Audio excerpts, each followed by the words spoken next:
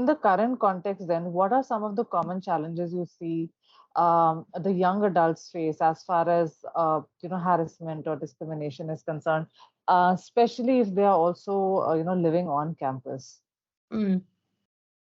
So I think university is interesting because it's almost a microcosm for the discrimination and inequalities you see in society, because you're just putting everyone together, and there's already interesting class dynamics with the fact it's university, higher education. We know this isn't equal opportunity in so many regards.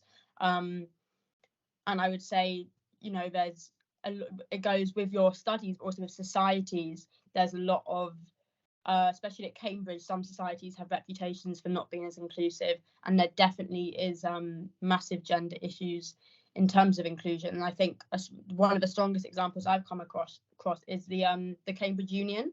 It's allegedly the world's oldest debating society, and they have a massive issue in inclusion in their debates.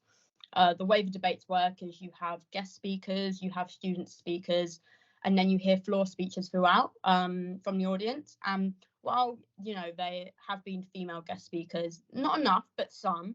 When I went, especially in first year, I noticed that there was barely any female student speakers, floor speakers, and instead you had the same drunk white men making incomprehensible speeches every week. And it was very clear to me that there was massive inequality within this debating chamber.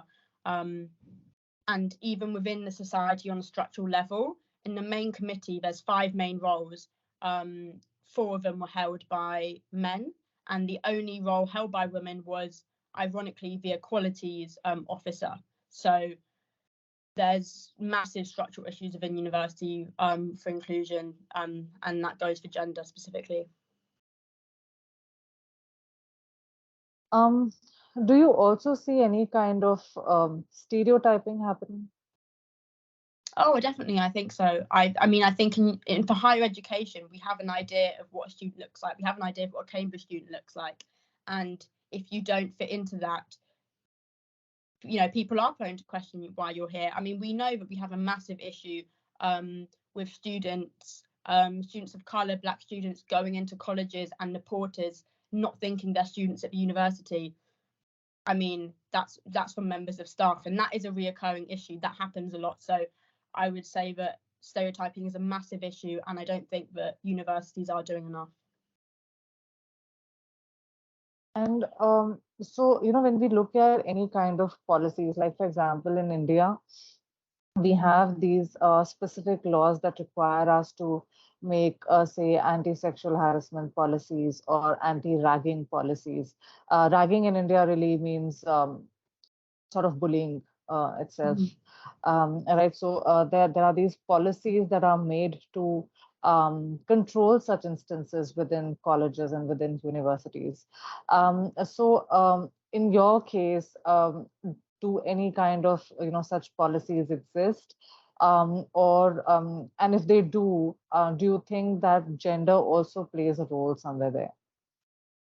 Yeah, so we do. I mean, I think, we always need intersectional gender policies, because otherwise we just accept, entrench and naturalize the inequality we see. So it kind of has to be tackled, because discrimination is going on. I think this has been shown in literature. Like, one of my favorite books, Invisible Women, really shows how you need a gender lens when looking at policy at every level. And Cambridge, we do have that. We have the Students' Union, and there's officers for all sorts. And there is, a women's officer, and they do a women's campaign which goes across all different forms of harassment, discrimination.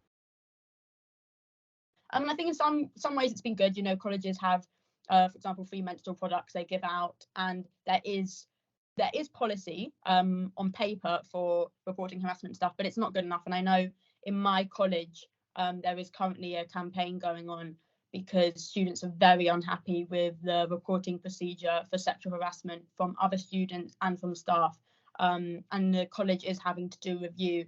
But I think one of the issues of Cambridge specifically is because you have Cambridge's university and individual colleges.